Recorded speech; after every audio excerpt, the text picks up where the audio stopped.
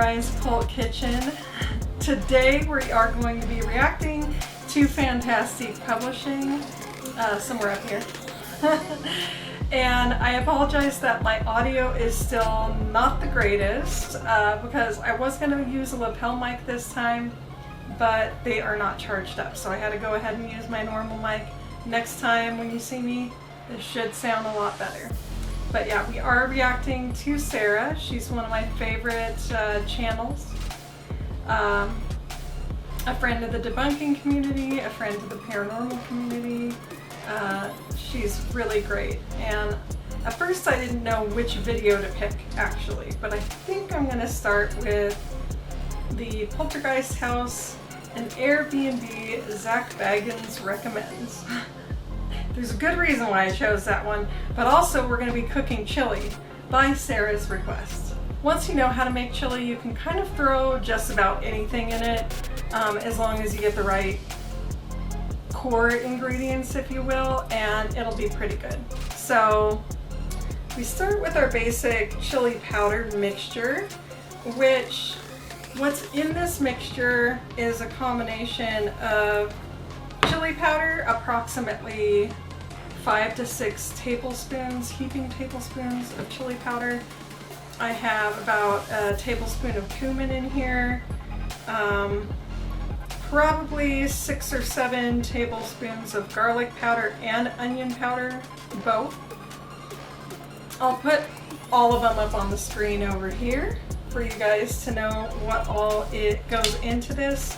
I do also put in a cup of sugar, and it's going to sound very weird, but I also put in a tablespoon of cocoa powder. And that's to deepen the flavor. Hear me out. Try it. We're going to go ahead and put that in here in the bottom of our big old pot, because it's going to make a lot of chili. We're going to mix some wet ingredients in as well. I have a whole can of Guinness that's going in here, and yes, it has to be Guinness. Again, it's a very deep flavor, so that goes in there. We got a shot of whiskey, Irish whiskey, going into here as well. One will be fine. One will be just fine. We got a cup to 2 cups of coffee going in. Then your choice of ranch style beans. I happen to like the jalapeno pepper ones. You can choose whichever one you like. Those go on in there. Any brand that you like of just chili beans, regular old chili beans. I put some organic lentils are going in here, and if I have time, I usually make my own lentils and my own kidney beans as well. But to save time today, I just got cans. So, can of lentils, can of dark red kidney beans. You don't have to, but I love putting also a tiny can of chopped green chilies, any brand you like, whichever brand you prefer. I put a can of fire roasted diced tomatoes in here. Just one. We're also going to put a whole Roma tomato later on, like diced up in there. But a can of tomato paste. We got a can of cream and mushroom soup going in. I know, a lot of these things seem weird, but trust me, this adds to the texture of it. You could just use heavy whipping cream, like boiled down or condensed milk, and actually throw in mushrooms as well. I actually prefer doing it with heavy cream that's boiled down and mushrooms added. Just all no bean, whatever brand chili that you like. Throw that bad boy in there. I know it's a lot of cans of stuff, but you can, I was saving time, you can do all these things from scratch, like I said, but if you're in a hurry, you can get them in can form as well.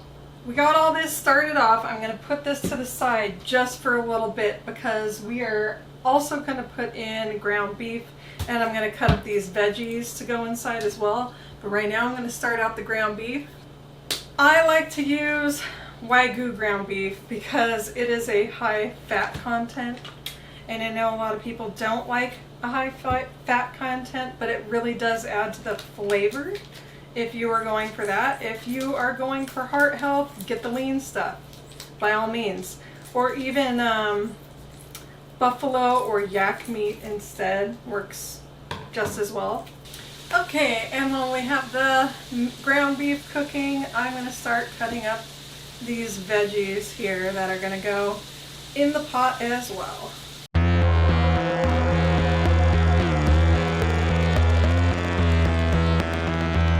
Okay, Roma tomato. Now, when your beef is cooking or whatever you choose to cook, I like to season it while it's cooking too. At first I'll just put on some salt, a little bit later some pepper, and then after that more garlic and onion powder, because I don't want the garlic and onion powder to burn and get like a nasty taste. Then we're going to put a onion in. It can be any onion that you want. You can have your chili a little bit sweeter and take down the heat by putting a sweet onion. I like to use red onions because they have a lot of antioxidants in them. So we're just going to cut that end off, cut the other end off. Ooh, I hope I don't cut my fingers. I'm going to go right down the middle, and I might not put the whole onion in there. I judge based on how it's looking. I might save some red onion for tomorrow, because we're going to be doing, well, it won't be tomorrow for you guys, but we're going to be doing Reacting the Crow and having some hot dogs. One of them is going to be chili cheese dogs, and one of them is going to be deluxe dog with mayo on it. So if you're interested to see that recipe, please like, subscribe, and turn on the notification bell. So I was browsing Facebook this morning and I came across this.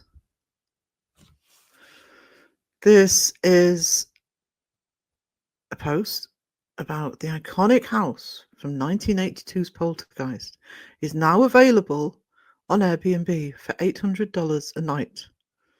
Well, we'll find out. I don't know if I was filming that whole time or not, but we're making chili. We're reacting to Sarah.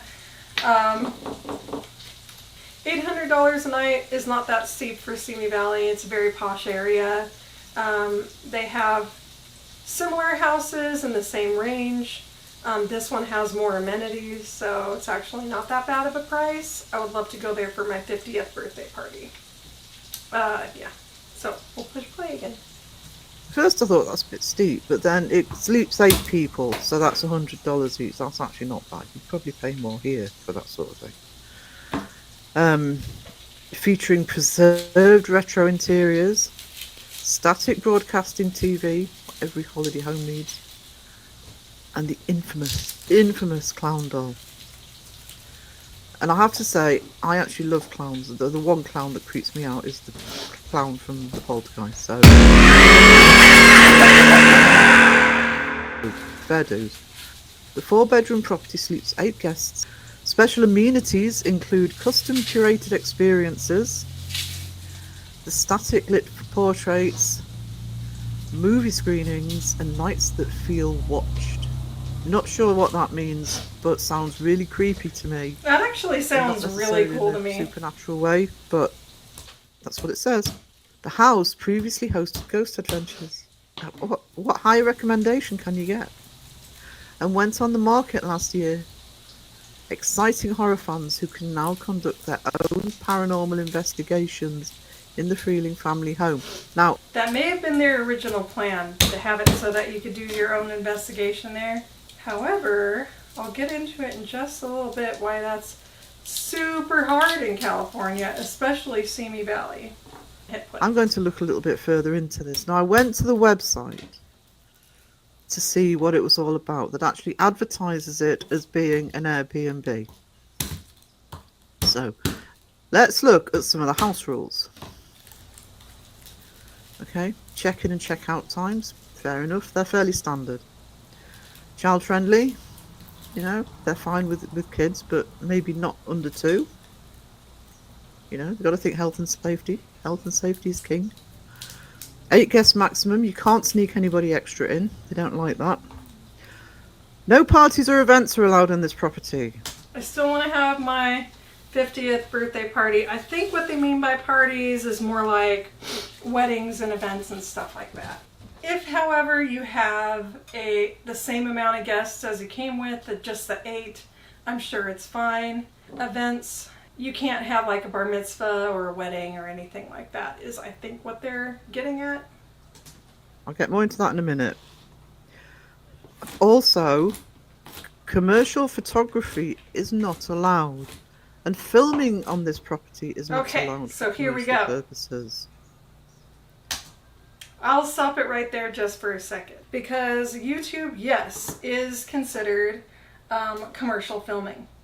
Maybe some people don't know that because it's personal, it's YouTube, right?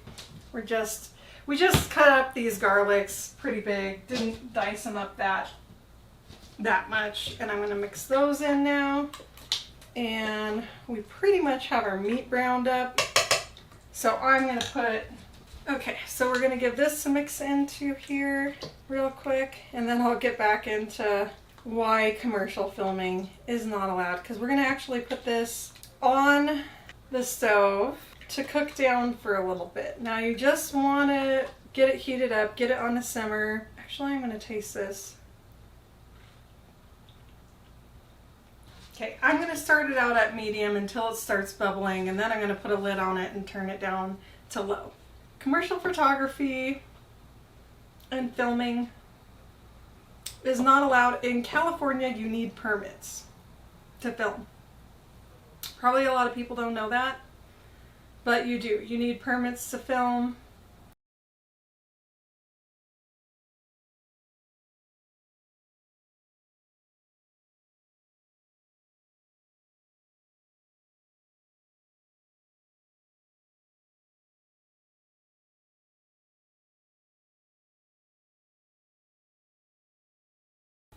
And you would need insurance on top of that. I think in Simi Valley they require $1 million insurance a day, which is approximately $150 to $200. I'll look it up again and put it on the screen right over here. I'll also put the price of the permits over here, but they're somewhere in the range of like $180 to $250 for a permit per day, and they have a lot of rules going along with that. That is the low budget one, the one with a tiny crew of up to like 10 to 15 people, not more than that. So yeah, they probably, and since everyone in that neighborhood doesn't want droves of people coming in and filming, that's probably why this rule is. Now that's where it gets interesting. So, some additional house rules here. They have quiet hours. It's a residential neighbourhood, fair dues, but you're paying £800 a night. Yes, okay, so those are city rules. Again, another thing that's pretty standard in California, actually, and I think we have here in Colorado it might be 1030, the quiet ordinance, or you cannot be really loud. Like you can't have loud music playing, you can't have a large group of people in your backyard just hooting and hollering it up after 10 o'clock. You can play a movie after 10, you could sit out on the porch and talk quietly, you know, you just can't be obnoxiously loud. That's what the noise ordinance is all about. You have to be quiet between 10 p.m. and 7 a.m. You get an extra hour at the weekends. No parties or events without written permission. This sounds like a blast. You know, fun to be had for everybody. Okay, hold on. So, No parties or events. I'm going to go back to that because I don't. Simi Valley is known for, when they say parties, they mean parties. Like large groups of people, kegs, lots of people parking up and down the streets. You can have a small, quiet party with the guests that you invited. They don't mind stuff like that. That's not what they mean. They mean like a loud, obnoxious, like a bunch of people parking on the street. Party. And here's the bit that's relevant to us. No ghost hunting or seances. No Ouija boards, rituals, or spiritual summoning. A cleansing... Okay, so this is where it gets kind of... The only way that they would know is if you filmed it. Because let's be honest. Ghost hunting, Ouija boards, rituals, you might have a different opinion than me. Fair enough. But I don't think any of those will really summon spirits or demons that'll like stay in the house. So I don't know how they would know. And I don't know why it's a new rule. Maybe they have... You have to get express written permission or something like that. I'm not sure why they changed their mind, but maybe, just maybe, the neighborhood pounced on them because I know Simi Valley's neighborhoods are crazy and they don't want a bunch of people up in there. Like, it's a very Christian neighborhood, and they believe seriously. A lot of people in Simi Valley believe in ghosts because it's... I'll take you there one day. It's very paranormal. This house is not, but in general, that area tends to be a very paranormally charged area, in my belief. This is my belief only. So they take that stuff very seriously. So that might be why that. B will be applied. Brackets. Seriously. So they also don't allow dining. It's interesting, isn't it? You know, it's very clearly a movie set.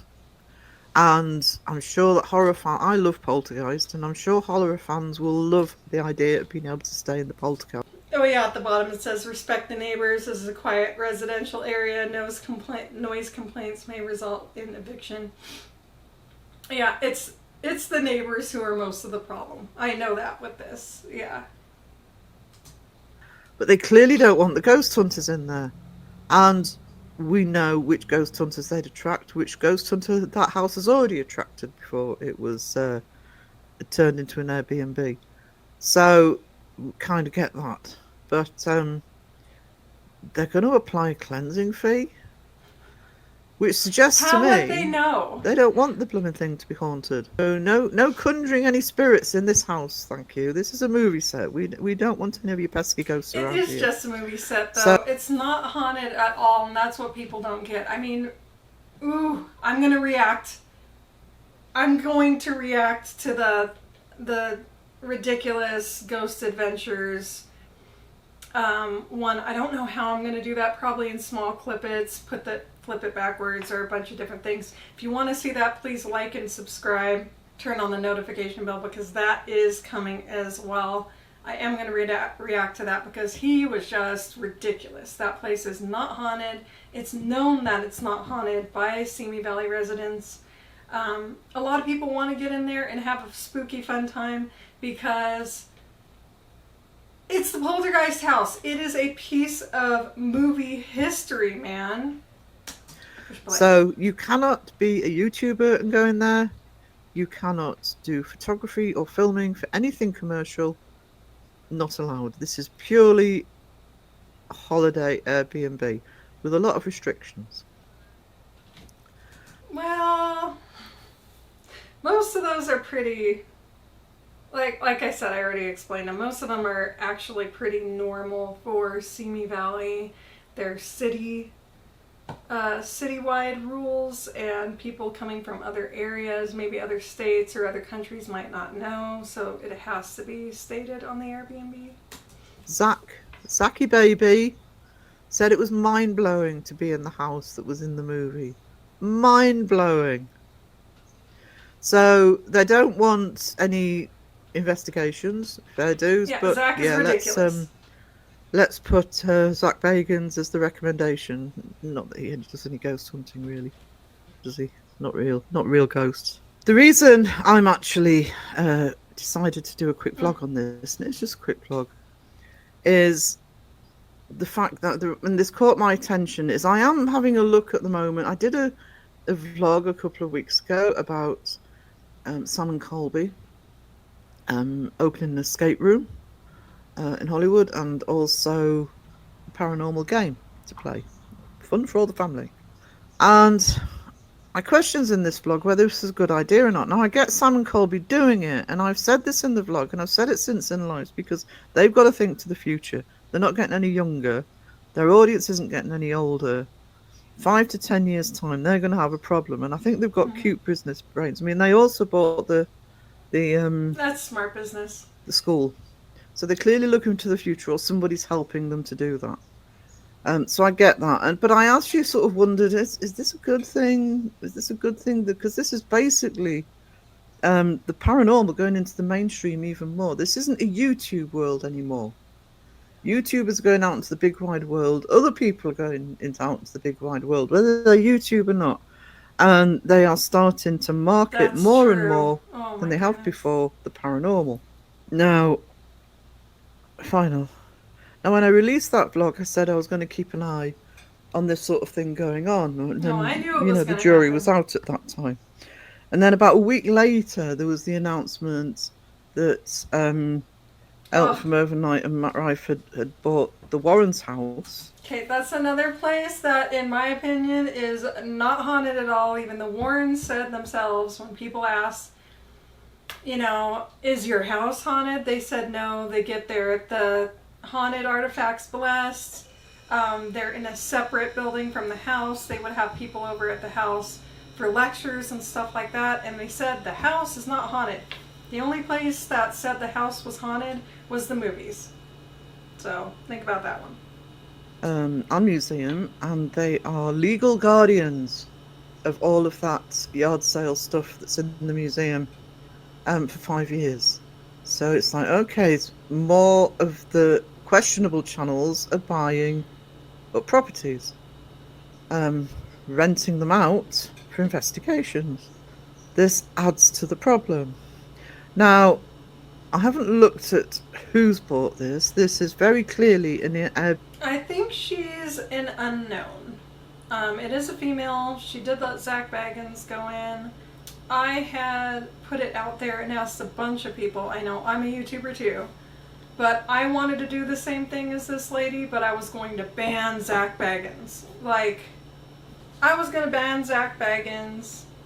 He wasn't going to be ever allowed to step foot on that property, and it was going to be purely an Airbnb to commemorate the history of the movie and let people... It was going to be decorated the same too, because I looked it up. The inside is decorated much like the original movie, so you can have a fun, spooky experience.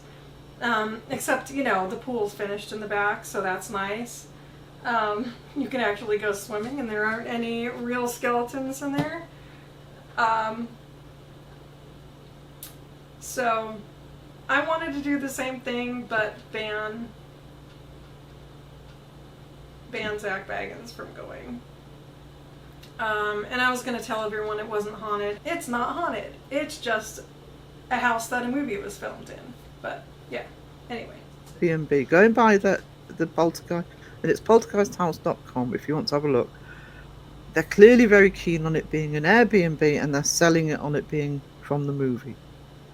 No ghost hunters, no investigations, no Ouija boards, thank you very much. We don't want any of your demons and ghosts around here, thank you. And we promise no skeletons in the pool, and that's fine. But it's still marketing the paranormal. Now, at least this one is a movie, so people aren't being swayed one way or the other.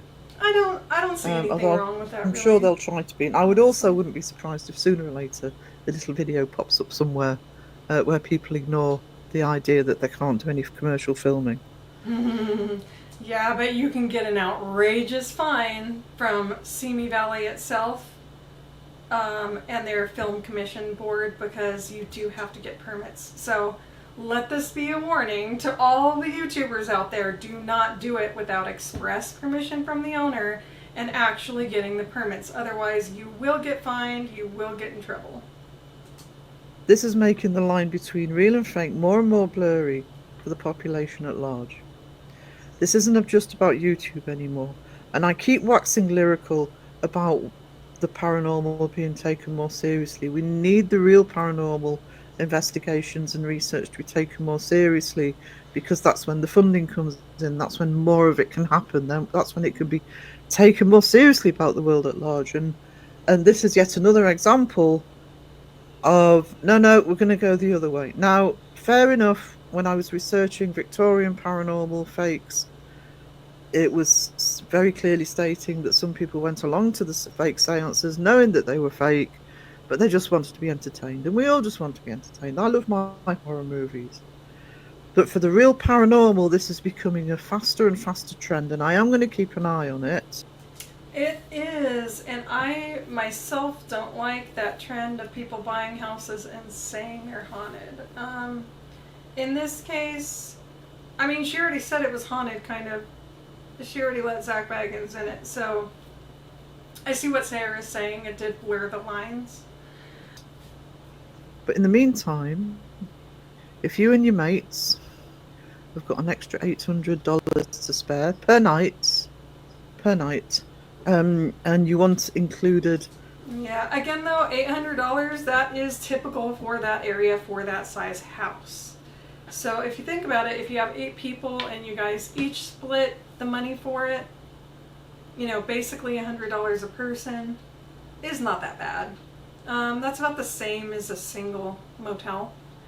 So for all the amenities it has, and it has a full kitchen, and that it's set up like the movie and all that other stuff, it has a pool, it has a barbecue, like, I really don't see the problem with it. But again, like, this may sound outrageous to some people because they're not from that area, and California is expensive, like really expensive. It was back in the day, and it's even more expensive now. So a creepy clown doll and a TV that shows static, then listen to Zach. It was mind-blowing to be in the house that was in the movie, and we all know how much this community listens to Zach Baggins. Do we? I love you, Sarah. That was fantastic. You brought up a lot of good points, a lot of stuff that I feel is something that a lot of people would be thinking about, just because they don't know the area, they don't know the rules and all that. Like I said earlier in the video, I love Sarah. She's like one of my favorite creators on YouTube entirely. She is by far my favorite commentator on the paranormal. She's the best. And she has lives every Tuesday morning. Well, Tuesday morning my time. I'll put the times right here on the side. I mean, it's always a good time. People are really friendly in there. They're really, you know, welcoming. It's a good place to go. I'm going to have Sarah's channel linked below. Please go over there and support her. Say hi. Mariah sent you if you're new. Like, subscribe, turn on her notification bells. She always has really, really cool videos to show you. Really, really good stuff. Educational stuff. It's just a great all-around channel. And I'm at a loss for words. She's truly one of my favorite channels, and I'm glad that I found her. Be right back in a moment after we are done cooking this. Zach just got home from work and he is tired, but we have the chili finally made. It took about 40-ish to 45 minutes to cook down and actually like turn into chili. It's way better the second day, so I suggest making it ahead of time and then eat. But I'm gonna have some right now. It's still piping hot. Go ahead. Burn them out.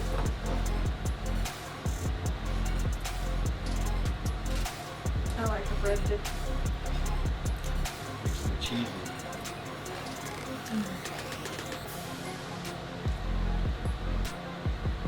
Got a nice kick. Made it a little bit on the hotter side because the kids aren't here.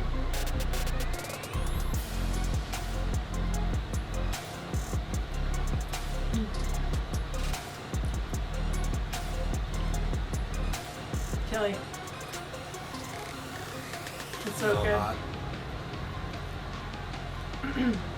Wish it wasn't as hot outside as it is right now, but I think one of the reasons why they eat spicy foods in really hot countries is because it actually cools them down. I'll have to look at it. I don't know the legitimacy of that. It kind of makes sense because if it's spicy enough, it makes you sweat. You sweat, cools you off.